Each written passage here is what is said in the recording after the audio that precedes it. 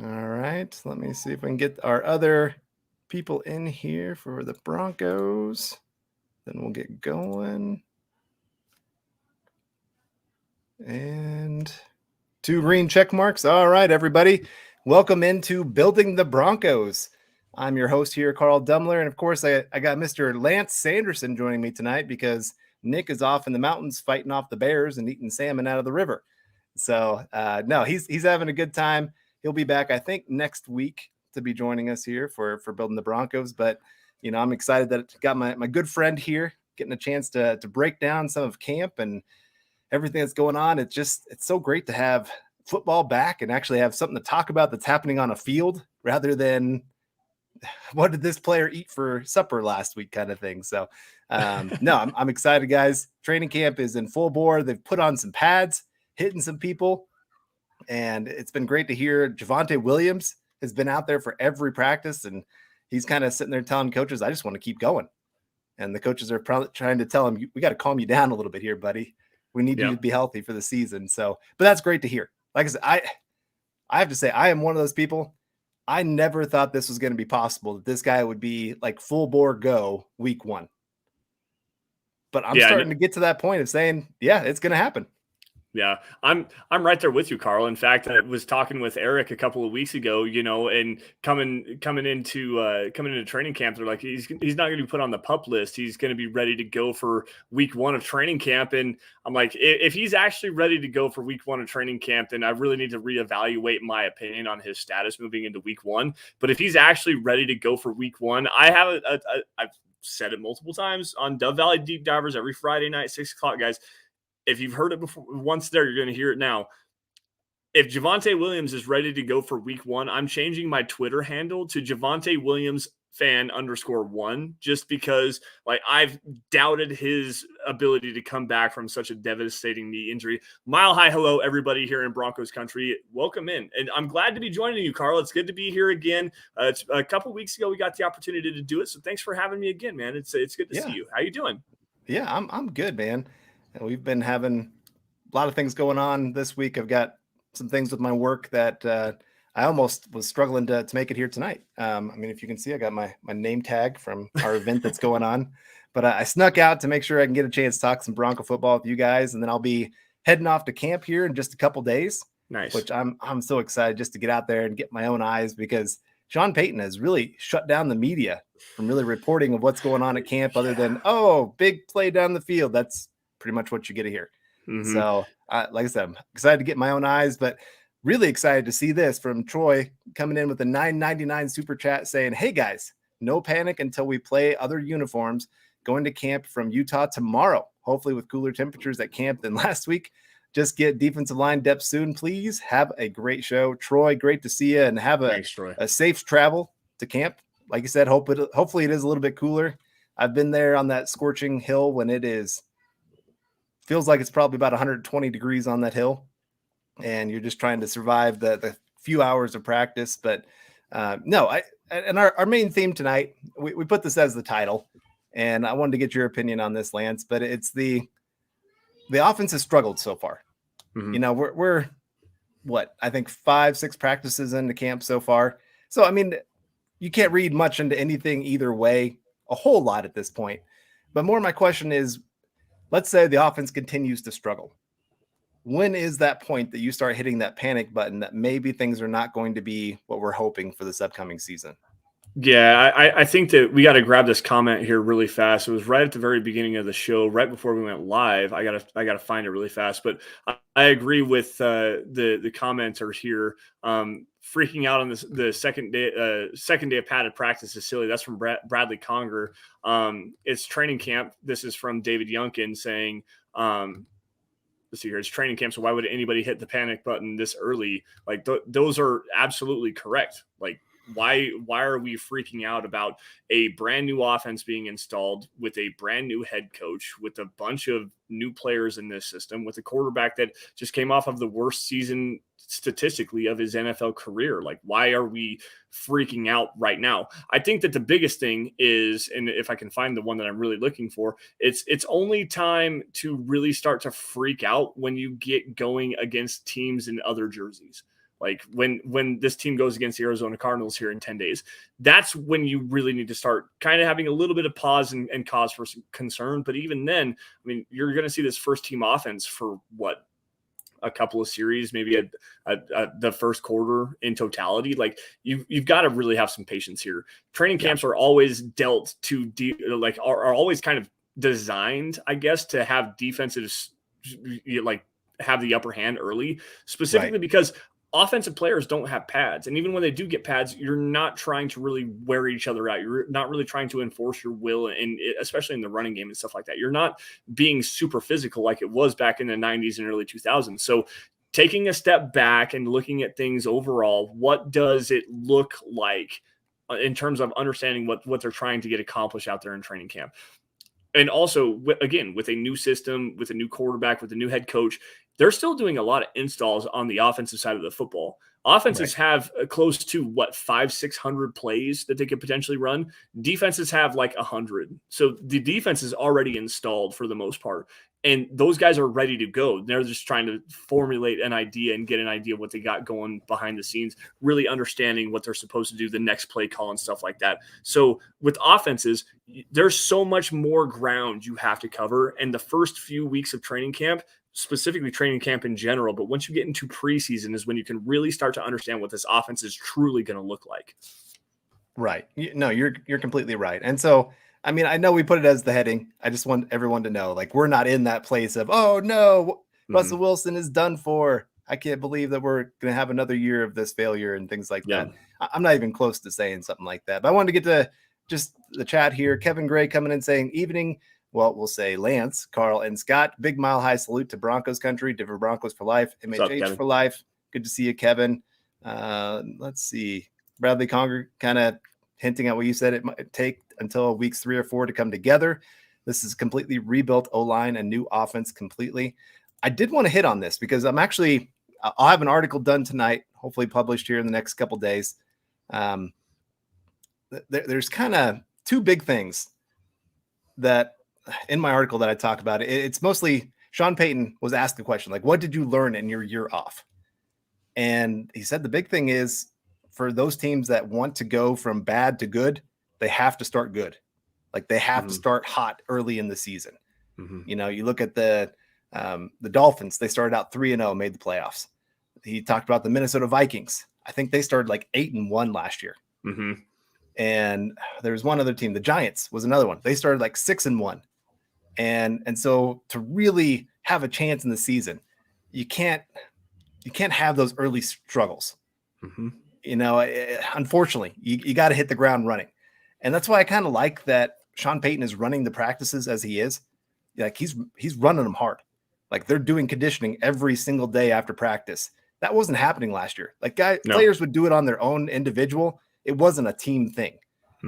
And so when I hear those kind of things, I think he realizes like we can't struggle weeks 1 through 4. We have to be a good team already. Yeah, and you're absolutely correct. And it's not even just in training camp. I mean, go back to the early season, off-season mini camp, you know, before the draft where they and even following the draft immediately with rookie mini camp.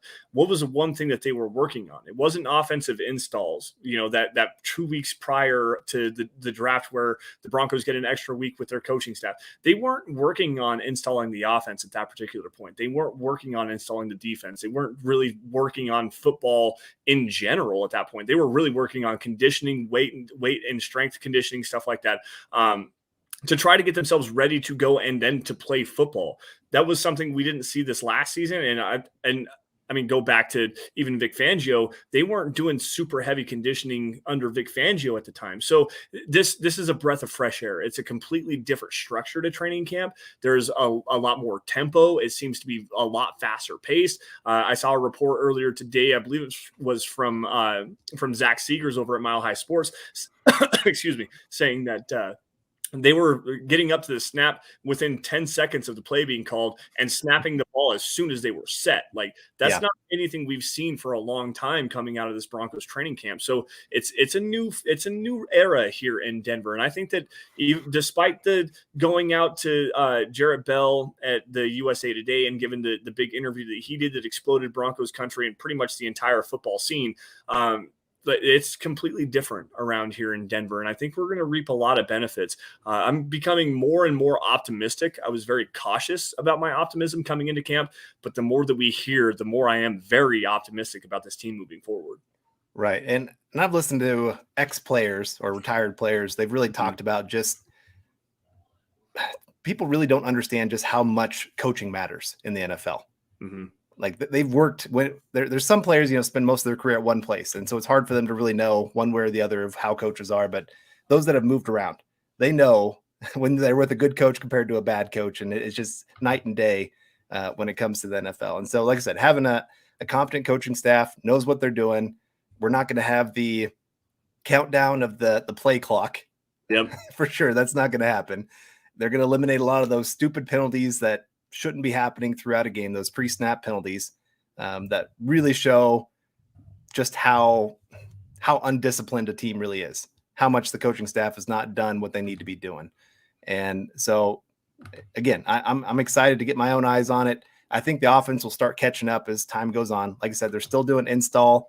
I think he talked about tomorrow they're going to be doing a lot more red zone work. Mm-hmm. But I wanted to get to this with Phil coming in saying, evening, Carl, Lance, and Deacon Scott. 10 days, I get to see how the O-line is coming along. I feel it's going to take 3 or 4 games to really see what we have. #Go Broncos. So, like I said, I'm working on this article. And one of the other big things that they talked about was one of the biggest early returns in free agency for a lot of teams is found on the offensive line. Mm-hmm. When you go spend some decent money on some, obviously they're not going to be the top players. Those players are getting re-signed by teams. But when you're willing to invest in the offensive line, you can see a marketable change in how things are playing out. I've loved hearing one of the things that has been working for the offense, the run game. Mm-hmm. Now, I know they're not allowed to fully tackle them and those kind of things, but you're still hearing about some decent long runs happening for this offense at this point. Yeah. And that should open up a lot more of the play action offense. It'll force teams into, I guess I would call them easier coverages for Russell Wilson. Getting into those cover one where it's a little bit easier of, okay, I got to watch this one safety instead of where are these 2 safeties going, those kind of things. So, it's still going to be complicated. Don't get me wrong. Yeah. But yeah, you're right. I'm excited to see that offensive line and how they can really meld together quickly. Yeah, one of the big things that I've seen a lot, and he missed the first couple of days of practice. Unfortunately, was suffering with the loss of a loved one. Mike McGlinchey coming out, and that was the one thing that going back to your talking about the running game and how this team looks to be able to establish a run. It's specifically to the right hand side. Mike McGlinchey and Quinn Miners have been doing a really good job of opening up lanes on the right side of the offensive line right now.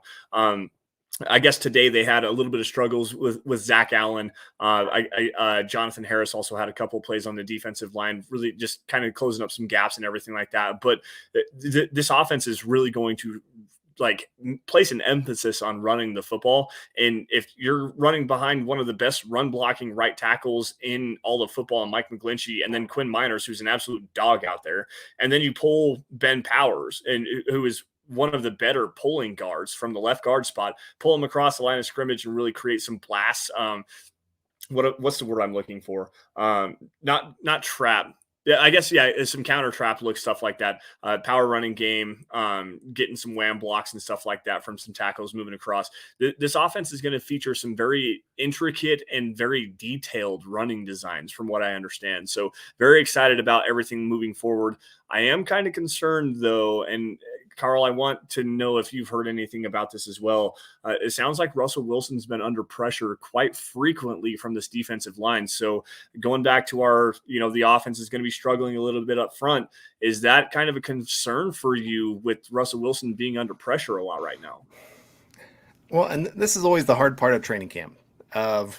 So one group's success means another group's failure. Mm-hmm.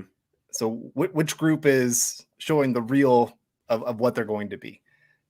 We had a lot of question marks coming into this season of, okay, what is this pass rush going to be? They lost Bradley Chubb. Von Miller's no longer in the building. Who's going to be that guy that steps up? Randy Gregory, can he be healthy? Baron Browning is out right now. And, I'm hearing Jonathan Cooper has been one of the stars of camp, which if we had one of those bingo cards and that was on there, I would not think that one's getting the check mark. Right. Yeah. But it is, I mean, he's been a solid player. Don't get me wrong. But to have him mentioned as one of the stars.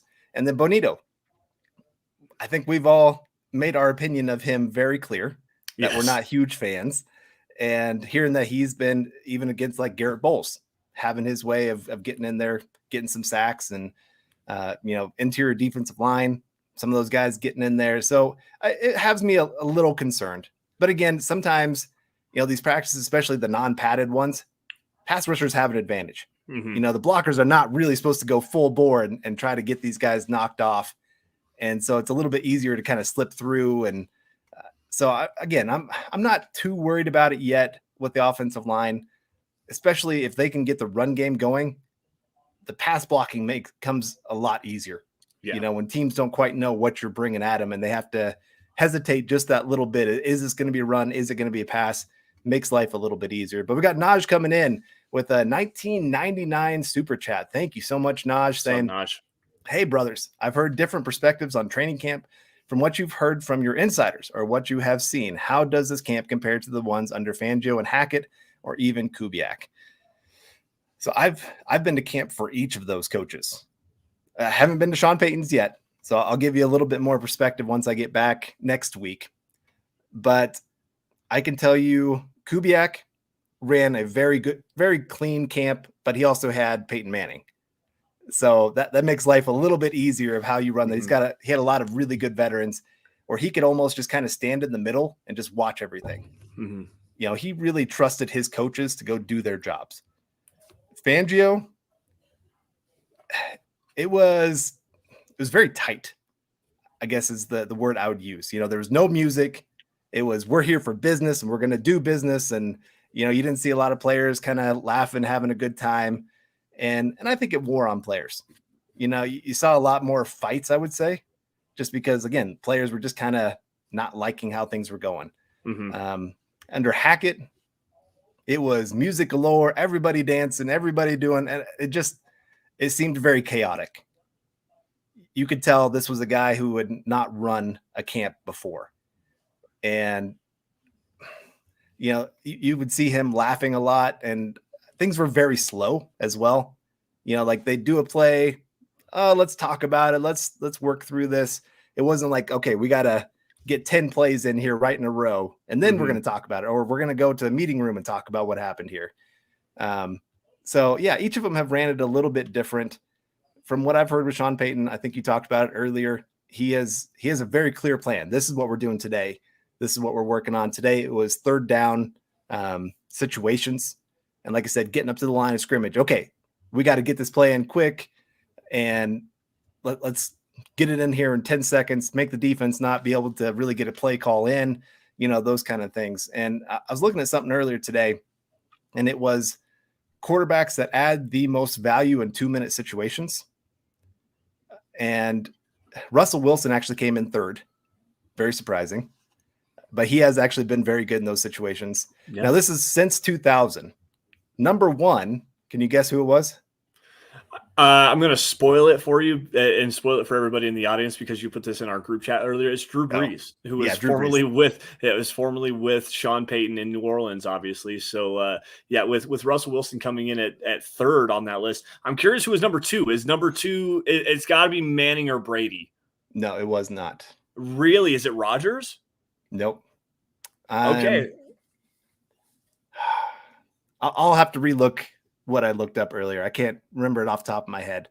Manning was top 10.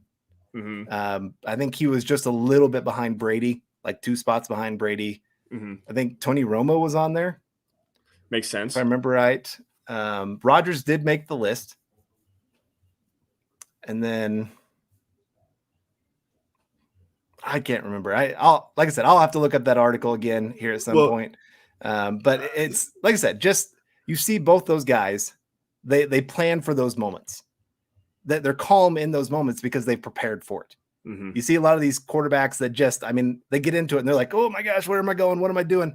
Because everything's flying so much faster in those moments. And the quarterbacks that can kind of slow things down and not be thinking, okay, I've only got 2 minutes. It's no, I've got 2 minutes that they have to defend. Yeah. Those guys can go have success. So I think, again, when we're seeing that about Sean Payton, he's working on situational football and putting him in those and also bringing back like the 9-on-7s and the 7-on-7s. I know Hackett last year, hey, we're going to play real football. We play 11-on-11. We're not going to do it in this 7-on-7. Well, sometimes that's about the install, getting guys in the right reads and a quarterback being able to see what's happening in the background, but back there, especially Russell Wilson, instead of having an offensive line in front of him like that. Yeah, absolutely. And like you said, going back to 7-on-7s and being part of the install, 9-on-7s. Let's talk about 9-on-7s for a minute. That's where, especially on padded practice days, you can get a good look at the offensive line. And as David Cromwell comes in here, our good buddy Dave, $5 super chat. So thank you for that. Dave says, word has it the Broncos running game is looking very good at camp for what it's worth.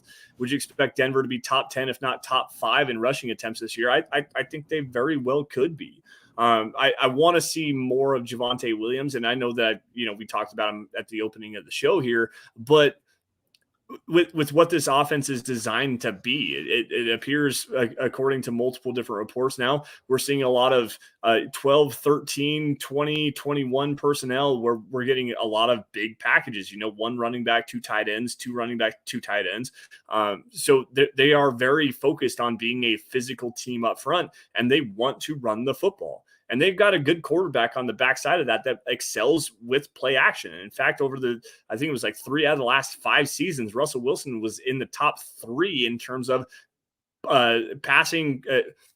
passer rating and play action passing attempts in the entire league. So I would expect them to be very good running the football. We talked about it a little bit before as well, running to the right side behind McGlinchey and Quinn Minor. So yeah, I mean, I'm excited about the way that this camp is structured, getting back to that particular topic, because it is very focused. It is very deliberate. Everything that we're seeing right now is 100% planned out and schemed by a guy who ran a training camp for 15 seasons and went to a Super Bowl, was always competitive with the New Orleans Saints. So I'm excited right now. This team looks to be on the correct direction, the correct path to future success. And if you do get quality play from this offense, who am I to say they can't win 11 games this season? They've got a defense that's good enough that they get offensive play, they win 11 games.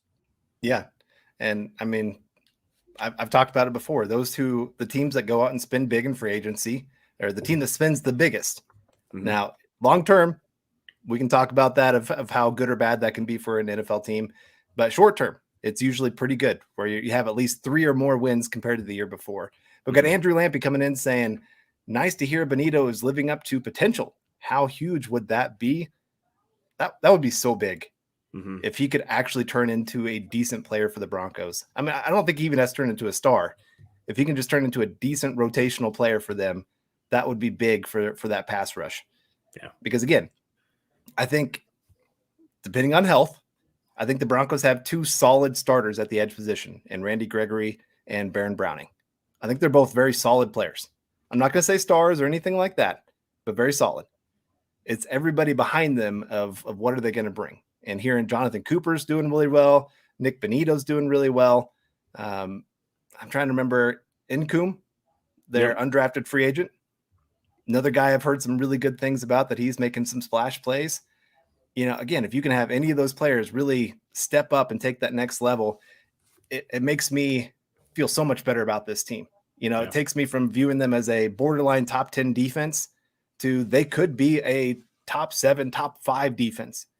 And if you pair that with an even average offense, you've got a real shot of being a very good team in the NFL. Oh, absolutely. Absolutely. I'm 100% with you on that. And we got Seth jumping in here saying, did Nick Benito finally hit the weight room? Yeah, from all reports, he showed up a lot thicker to this camp, and he has not dropped off in any athleticism. In fact, earlier today, he went in I believe it was a team drill where he went against Mike McGlinchey and ran a very nice counter inside spin move and was able to get a pressure on Russell Wilson. So you're seeing him now not just being that bendy speed edge rusher. He's throwing, I've got the bull rush in there, and I can now counter off of that bull rush. So the development of Nick Bonito is one that I'm very curious to see, quite honestly, because I've dogged him a lot. I want to see what he looks like in the running game, but you're talking the number 64 overall pick in the 2021 NFL draft, or excuse me, 2022 NFL draft.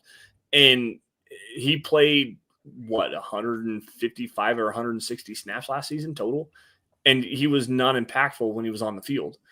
You got to get better production out of a guy like that moving forward. And yeah, they got Frank Clark. They brought Frank Clark in over the summer, and he made some controversial statements coming into the other day, coming into camp, about how the Broncos and the Chiefs is not a rivalry. And I agree with him just for what it's worth. But Frank Clark's a guy, I mean, he's a 7, 8, 9 sacks per season type of player. Bonito has the ability to be an elite pass rusher.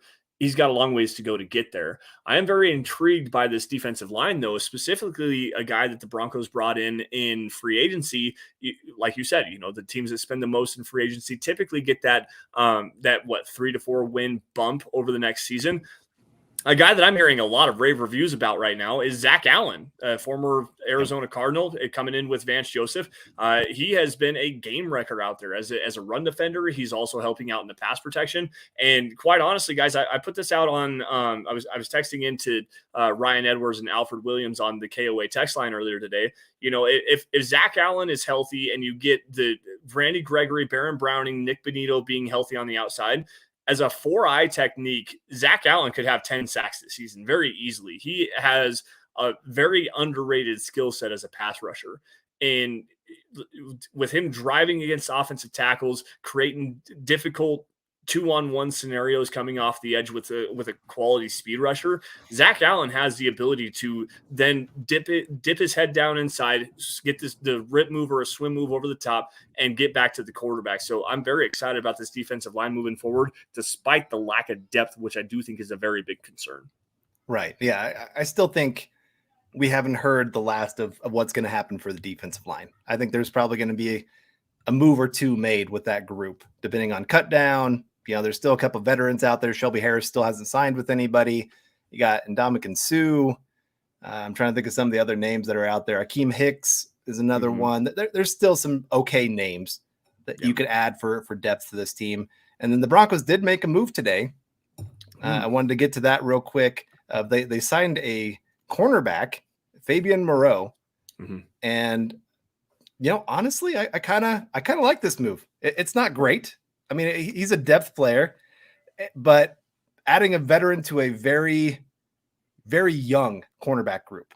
Yes. That's the main thing. I've heard really good things about Damari Mathis so far in training camp. Fayon Hicks is another one that I've actually heard some splash plays. There's a couple other cornerbacks that I've heard have been really, really good for the Broncos. Yeah. So again, it's a veteran signing. He might not even make the team if the young players keep developing and taking that next step. Maybe once Riley Moss gets healthy here, then that guy's out of here. I don't know. But like I said, I just kind of like adding a veteran to the group at this point. And he's a very cheap contract. Yeah, you're absolutely correct on that. And the one thing that I really liked about Fabian Moreau coming out of UCLA was his ability to play inside and outside. He has some slot versatility to him as well. And not to bag on Asang Bassi, who I like as a player. I think that you can definitely upgrade over that position. Jaquan McMillan has showed pretty well over the last couple of days in terms of getting some pass breakups. I believe he had a couple today as well. But you need a guy that can play inside and outside. And with Riley Moss, you don't know exactly what his role is going to be in this defense. Damari Mathis, I expect a big jump in this specific defensive scheme. But Fabian Moreau has played inside and he's played outside at the NFL level. He's played at a fairly decent level. He's going to be a depth signing for you. It's probably going to move Asang Bassi off of the roster if it does play out the way that I think it does. But going to be interesting to see how it all plays out, especially in the secondary, which I'm hearing a lot of very good things about in terms of getting their hands on the football moving forward. So, yeah, I like the move, at least to get, like you said, get a guy that can play inside, play outside, and just be a veteran presence in the room. Yeah. I wanted to get to this from Seth saying, how is Mims looking? He's only been at practice, I think, for the last couple practices. He's got some hamstring issues that he's been dealing with all off season. And so we haven't really got to hear a whole lot about him. He did get a little bit of work with the number one offense with Russ throwing it to him, I think on some 7-on-7 drills. But right now, from what I understand, with Tim Patrick going down, and even before Tim Patrick went down, the guy that was getting some run with the number one offense was Brandon Johnson from last year. Mm-hmm. I remember last year getting very excited. He was making play after play during training camp, and all of a sudden he had that ankle injury. And it just breaks my heart when you hear a guy that's doing so well and kind of coming out of nowhere for a team and then has that happen to him. So I'm glad he's getting that second opportunity to maybe prove that he could be something, because, you know, and I hate to speculate what next year's going to be like in the wide receiver room. You know, really could be very, very different than what we're seeing right now. Oh, yeah. You know, Cortland Sutton in the final year of his contract, Tim Patrick in the final year of his contract. You know, some of those guys, it wouldn't surprise me if both of those guys are gone. And so again, having a guy like Brandon Johnson that can emerge out of nowhere and become a decent player for you. I don't think he'll ever be a star, but it can at least be a contributor for the offense. That's good to hear. But like I said, I think the other part of it is of how they're going to make up for Tim Patrick is by some of the personnel that they're going to put out on the field. Like I said, they're going to go pretty big packages, you know, a couple tight ends on the field, fullback on the field, you know, those kind of things. So it's going to mitigate some of that loss, not all of it, because Tim Patrick is a great player. Mm-hmm. And so it's still going to sting, but I think there's ways you can work around it, at least this year compared to last year. Yeah. And one of the big things about Tim Patrick, and I mentioned this a couple of times on Dove Valley Deep Divers as well, you know, you don't really understand and like get to know the idea of a player behind the scenes and what they actually mean to a locker room. And Tim Patrick is one of those guys that as a veteran player, one of the most dependable pass catchers in the room last season, him not being able to be in those meetings because he's on injured reserve, he has to be working in the training facility and stuff like that. That was a big problem for this roster this last season. And it's going to happen again this year. As a leader, Tim Patrick is one of the top 4 or 5 players on this roster that everybody gravitates towards. He's a guy that really holds everybody else accountable. He's a guy that came up from pretty much nothing, undrafted free agent out of Utah, worked his way, bounced around the NFL for a little bit, worked his way up into the starting lineup. I believe that was was that Joe Flacco year that he was here? Was the year before that where they had Case Keenum? Regardless, sure. I can't remember. I think it was the Case Keenum season, because I remember you and I wrote an article very similarly about Tim Patrick against the San Francisco 49ers of 2019, I think. Anyways, the veteran presence you're losing, the guy that holds everybody accountable, and Tim Patrick is going to hurt this offense again. I firmly believe that. They need to have a player like that. Cortland Sutton, as much as I like him, and I think he's a great leader off the field, Jerry Jeudy's still trying to find his way as a professional, at least to this point. And then after that, KJ Hamler was just released with pericarditis. Hopefully he comes back soon. But then you got rookie Marvin Mims. You've got Brandon Johnson, who looks like a decent player. Jalen Virgil, who's not a football player right now. He's a track star wearing football pads. After that, it's Kendall Hinton, who is just kind of a do-it-all guy, but not like spectacular at anything. Losing Tim Patrick specifically for this wide receiver room is going to be a much bigger blow than Broncos country and fans around the NFL are going to want to admit. Just plain and simple. That's how it is. Yeah. All right. I wanted to we got some stars coming in from Miguel, and there's been a few questions about some of the other rookies, and I think it'll tie into this one because we got Drew Sanders. It says, I'm hearing a bunch of good things about the defense, but not linebackers in particular. How are they doing? You know, I think, especially with how training camp is run, like I said, you don't take guys to the ground. Mm-hmm. And so for linebackers, you know, a lot of times their main thing is, are they in the right position? Are they where they're supposed to be? All that kind of stuff. So far, they've been good. I mean, Josie Jewell, Alex Singleton, both those guys, very solid veterans. I don't think you have to really worry about him. The one guy I've been hearing really good things about, though, Drew Sanders. He is the one rookie that's actually been working with some of the number one teams Like I said, Marvin Mims got a couple throws, nothing too big. But Drew Sanders is the one guy that I think could make a huge impact as a rookie this season, at least on the defensive side of the ball. And he's been doing well of being in coverage. You know, when you're like, what, 6'4", 6'5", 250 pounds, you can cover a lot of ground just by just being tall and long. And from what I understand, he's done well against Greg Dulcich. I mean, Greg Dulcich has actually been pretty quiet so far in training camp. I think he made a nice one-handed catch today. Yep. But beyond that, it sounds like Drew Sanders has kind of been that nice tight end coverage guy. Yeah. Go ahead. Well, no, I was just agreeing with you on that. The one thing that I had heard specifically about the linebacker room, Jonas Griffith did unfortunately suffer an injury today. Not sure what it was. He did appear to be okay, was kind of limping around, but I don't know exactly the extent of that. But in terms of linebacker play overall, it seems like this team, and I know we were talking about how good this team's going to be running the football. Against the run, though, defensively, it sounds like this defense is going to be incredible. They do have these linebackers slowing and scraping to the football very well. Caden Stearns has showed a lot of promise as a run defender as well. And Drew Sanders, I believe, stepped into the hole for what would have been a stuff or a potential tackle for loss. The one thing that was actually kind of surprising was that Josie Jewell took a bad angle on a run. I believe it was Jaquan McMillan, I think, took an outside run, and Josie Jewell took a bad angle, which is kind of surprising for him. But overall, I mean, the linebackers, from and not being there is hard to really kind of describe what you're seeing. But based on everything that I've heard, this defense is fine, and the linebackers are doing everything that they can to make this defense as elite as it possibly could be, especially in the running game. So look forward to see what it looks like out on the field, and I'm really looking forward to Drew Sanders as well. Yeah, and I'm seeing some Josie Jewell bad talk here. and I just wanted to say, I know Josie Jewell has struggled with being healthy, but when he's been healthy, he's been a very solid player. Yeah. You know, there's not a lot of great off-ball linebackers, do-it-all kind of guys that can cover guys one-on-one, help in the run game. You know, it's hard to find those kind of guys. There's maybe about 4 or 5 really elite guys, and then there's a bunch of kind of average, below average kind of guys. And I'd say Josie Jewell's kind of in that above average group. He's smart. He's not the quickest, but he's in position a lot of times because he's so smart on the field. And he does a great job of getting other guys into the right spot. So I think if Drew Sanders does come in, I don't think it's for Josie Jewell. I would actually guess that it'd be for Alex Singleton.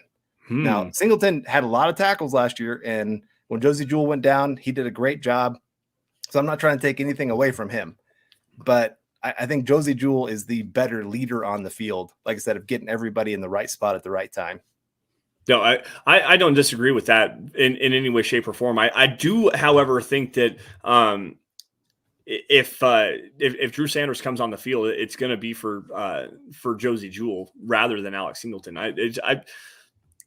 A big thing is being in the right place at the right time and you know, getting everybody lined up is fine. But when you don't have the athleticism and you guess wrong, like Josie Jewell sometimes will do, like there are times where he will guess wrong and attack the wrong gap. At least Alex Singleton has the athleticism to make up for guessing wrong. He may not make the tackle, and we saw a lot of times where he did slip a lot of tackles and miss plays out in open space, but at least he got a body on a body and slowed down the ball carrier out there and allowed the defense to kind of rally around him. Josie Jewell, when he misses wrong, he misses badly, and that's a big problem. I think that getting more athletic linebackers in this linebacker room, specifically with Drew Sanders and Jonas Griffith, guys, especially that are quality blitzers coming from the second level, is going to be paramount for Vance Joseph defense moving forward. And I love Josie Jewell. Don't get me wrong. I think that he's a high quality football player at the NFL level, but at the same time, when you lack that athleticism and you do guess wrong, you open up some big time plays for the offense opposite of you. And I'm curious to see what it looks like without him on the field and getting some guys that can move sideline to sideline, forward and backward, in Singleton and Sanders together. Yeah. We got Michael coming in saying, good evening, Carl and Lance, on building the Broncos. Go Broncos and Buckham. Michael, always a pleasure to see you in here every single day. supporting each of our shows always means a lot to us. So appreciate that. A few other things that I kind of was thinking was sticking out here in the comments. Let's see. Yeah, a few people siding with you on Singleton being a little bit better. I think it's close. I really do. Like I said, I love Singleton. I love Josie Jewell. I've been big supporters of both of them since they've been with the Broncos. And I think Drew Sanders is going to have an incredible opportunity to actually turn into a very good player in the NFL. Yes. He's got the size, he's got the length, he's got the athleticism to do some great things. He's played multiple positions in college and been successful at both of them. Off ball, edge, whatever you want him to play, he's been very successful. Mm-hmm. And so, I think getting the chance to see him grow up as a player in the NFL with the Broncos, it's going to be fun to watch. Mm-hmm. I'm interested to see where they play him and how they play him. Kind of heading into this training camp, I was really thinking he was going to be more of the downhill guy, shooting the A gap. We're going to have him blitzing, getting after the quarterback. But it sounds like they've really been working him, dropping back into coverage, playing that man coverage and seeing what he can do, seeing if he can hold up. And so far, things have been positive in that regard. Mm-hmm. Yeah, and that was one thing that I was curious about with his translation to the NFL level was even at Arkansas, Drew Sanders showed the ability to just use his length, his size, and his athleticism to be effective in coverage. And while you need those tools and that skill set at the NFL level to really succeed, that was his first season playing truly as an off-ball linebacker. I mean, going back to his high school days, he was an edge defender at Alabama before he transferred. So, and he was also behind Christopher Allen, his Broncos teammate right now at the University of Alabama, and then transferred to get more playing time at Arkansas. For him to go out there and still be able to show that athleticism, show that range, show that length, and show his ability cerebrally just to put himself in the right situation. If that's the case at Broncos training camp, and again, guys, I'm not there. I haven't seen any of this, so I'm going on what I've been reported on. It's a very good sign for this Broncos defense if he's able to go out there and show that he's capable of playing off ball, moving backwards and away from the football. That's a good sign for this Broncos defense. Absolutely. Yeah. And I wanted to get to this from Patrick just because I had something kind of cool happen this week. He's our local coffee vendor for us, bringing in some of the best coffee that I've ever had in my life, saying, "Aloha, gents, plus Scott, everyone at MHH is knowledgeable and enjoyable to watch and or listen to." Patrick, I got to tell you, my wife and her, maybe I shouldn't say her age, but in her so many years on this planet, she has hated coffee. My wife has started drinking coffee in the last 2 weeks and enjoying it and asking me to make it for her because I've been making your coffee. So just wanted to say a big thank you to that because it's been fun to get up and have a cup of coffee with my wife in the morning. And so anybody gets a chance, check out his the Lion Coffee from Hawaii. Anyway, back to football. Carl, you're gonna have to send me that link, man. My wife is a coffee freak, and we've been looking for a good coffee for a while now. So send me the link to that. And Patrick, thank you for joining us, man. We appreciate it. Yeah. All right. And then I had a few other things here. Someone said something about we got to have someone that can cover Kelsey. Here's the deal. It's not possible. Even the best linebackers in football, like they could have some success. They're not going to have an entire game where they can match up one-on-one and completely shut them down. I think we're kind of used to having guys like Champ Bailey, Aqib Talib, Chris Harris Jr., guys who actually like shut down their entire side, their entire guy that they're covering one-on-one for an entire game. There's just not a linebacker that can do that against a guy like Travis Kelce. There's about 4 or 5 tight ends out there that are just, they're such an incredible weapon to have because of the mismatch that they bring. Because you try to have a safety against them, they're too small. You have a linebacker against them, they're just not athletic enough, or maybe they're athletic enough, but they're just not as football savvy in coverage as you need them to be on a play-by-play basis. Yeah. Now, I think Drew Sanders, if you maybe have like 4 or 5 plays a game where you're like, okay, we got this blitz specialty that we want to bring against Patrick Mahomes, and we got to have a guy that can shut down Travis Kelce for at least 4 or 5 plays, catch him off guard. You can try it. Now, he might get beat once and it get beat bad, but maybe he does shut down a few plays and you catch Patrick Mahomes by surprise, something, you can do something like that. I don't think you can have him line up one-on-one and say, yep, this guy, he's going to take him out of the game.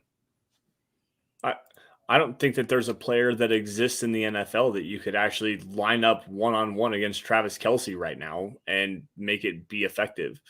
It's not necessarily to say that Travis Kelce is this elite mismatch. I mean, he is. He's a great mismatch in terms of his athleticism and the football IQ and his understanding of coverages and where to sit down and where to extend his route and how to just manipulate everything. You've got a great quarterback that knows how to find the football, and you've got a great schemer in Andy Reid at the head coach position to find a way to get him the football, no matter where he's at on the field. I mean, shoot, guys, they throw him shovel passes on the 2-yard line for touchdowns. It's impossible to actually find a way to stop a player like Travis Kelce. It's impossible to find a way to stop a player like George Kittle, Mark Andrews, even. I mean, like the true elite mismatch tight end is the one player that will completely change the entire dynamic of an offense and how you attack opposing defenses. Until Travis Kelce retires, there's no way to stop him. It's just not going to happen. And I'm sorry about that. I like Drew Sanders. I like Josie Jewell. And Josie Jewell actually picked off Patrick Mahomes a couple times last season in Denver, targeting Travis Kelce. It happens. Like you're going to have a bad game. You're never going to truly eliminate Travis Kelce. And I mean, even going back to the Super Bowl, Tampa Bay versus Kansas City, everyone's like, oh, they shut down Travis Kelce. They kept him out of the end zone. I don't give a damn if they kept him out of the end zone. He had 11 catches for 167 freaking yards, guys. The dude went off. Like, come on. You can keep him out of the end zone all you want to, but he helped keep the Kansas City Chiefs in that football game the entire length of the game. You're not going to stop him. It's just not going to happen. And if you do, you caught lightning in a bottle, and you're not going to do it again. Plain and simple. Yeah. All right, got a few more questions, then we'll get out of here. But we've got Michael coming in saying, how is safety JL Skinner, another one of those rookies, doing during training camp? I think he's another one that they're kind of easing back into things. Mm-hmm. He's coming off of injury. Thankfully, I don't think he started on the PUP, did he? No, he didn't. He didn't start on PUP. They have him actually ready to go, but I don't think that he's actually practiced yet. The only thing I've seen in terms of an update for him is he changed his number from 46 to 34, whatever that means. So I'm curious to see what he looks like, though, moving forward. I can update a little bit of the safety rotation. It does seem that it's Caden Stearns and Justin Simmons as the 1 and 2 with PJ Locke, and Kareem Jackson as the second safeties on the field, and they are rotating those guys very heavily. Like it is not going to be like two specific guys. They are trying to move everybody in and out, especially in that safety rotation. So we'll see if JL Skinner can actually come back. All right, and we got Gary Palmer coming in with a big super chat right here saying $9.99. Good evening, Carl and Lance and Scott.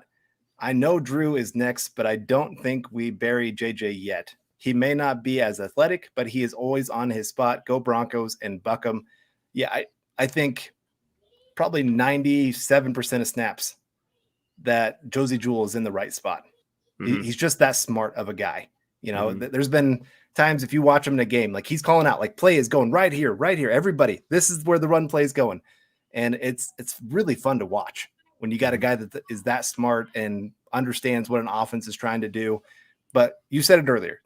There are a few times where he guesses wrong or doesn't quite figure things out.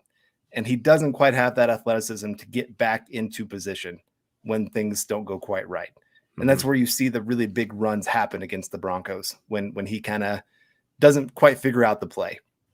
But again, it's not very often. That's why he is usually the captain of the defense, calling plays out, getting people lined up. And I agree. I think Drew Sanders will have a role on this defense. I think there'll be some specialty plays, especially third down plays where they really try to get him on the field. But as a starter, I don't think unless there's an injury that he's going to be on the field as a starter this year. No, I this is not to say that I think that Drew Sanders is going to be a guy out there that's like replacing Josie Jewell, at least for this season. I do think this is Josie Jewell's last season in Denver, though, quite honestly, because when you are he's $4.5 million against the salary cap going into this year, something like that. It's the last year on his deal. They brought in a direct replacement for his specific talents that has more athleticism. He just needs to learn the ropes of how to play the NFL game and understand what's going on in front of him, learning how to watch film, learning how to diagnose everything that's going on around him, putting his players in the right position. Drew Sanders, I think, has that ability, because you saw it at Arkansas. He was always around the football, and he was always in the right position, despite not playing the off-ball linebacker position throughout his career leading up to that point. And Josie is a $7.1 million cap hit this year.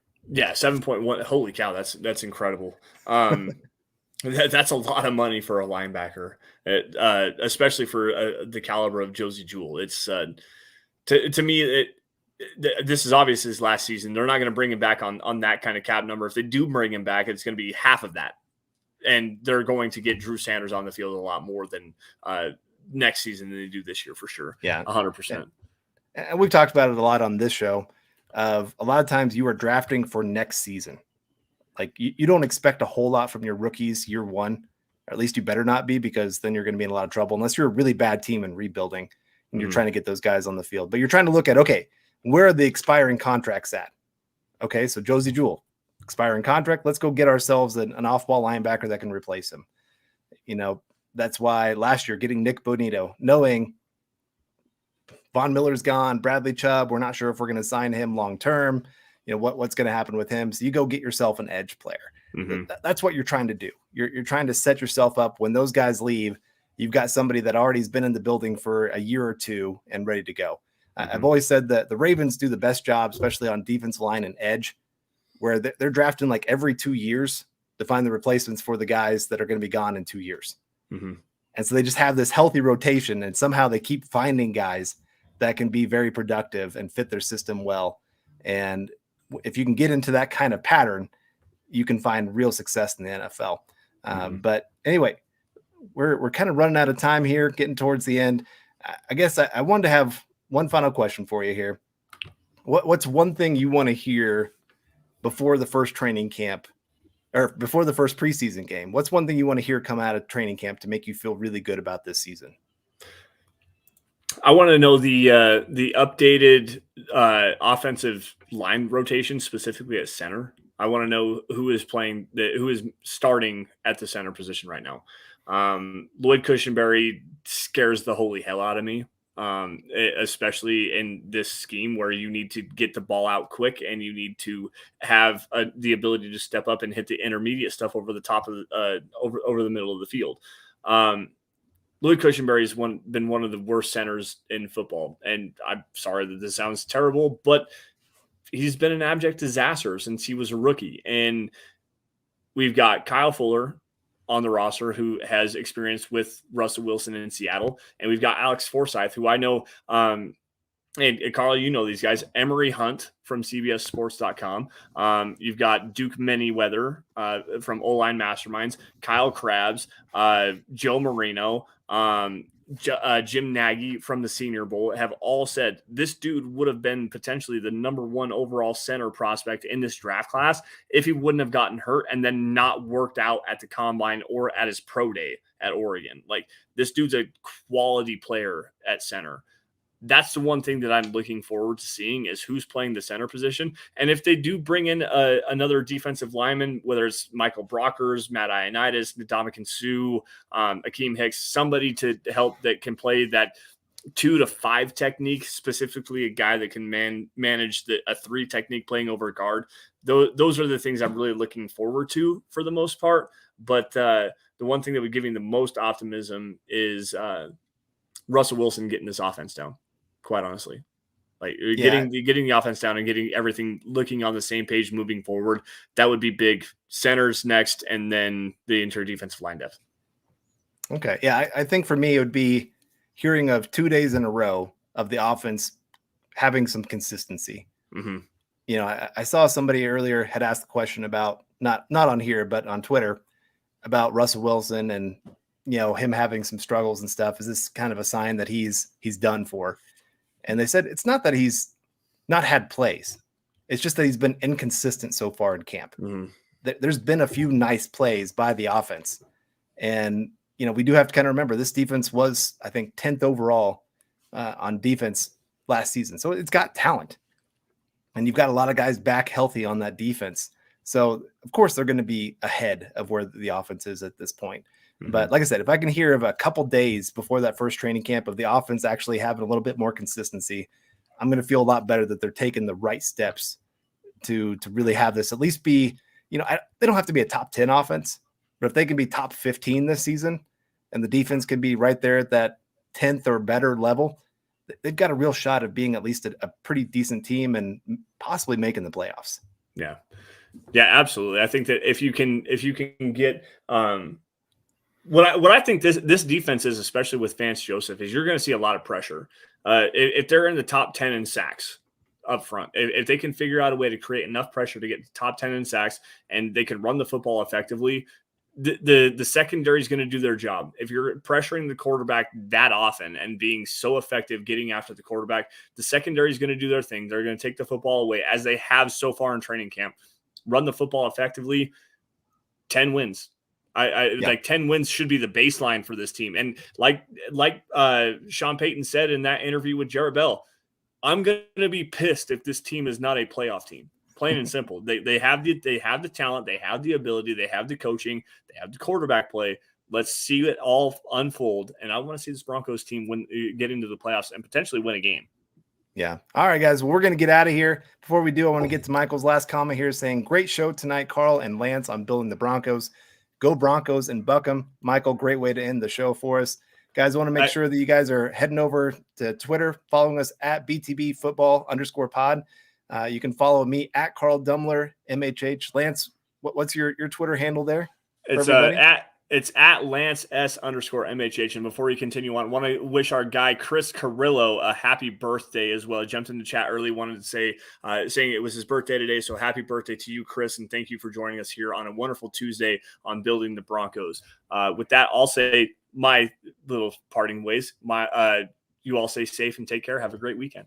Yeah, and make sure you guys are also heading over to look at the Mile High Huddle Twitter account. Heading over to milehighhuddle.com to look at all the articles we've got posted.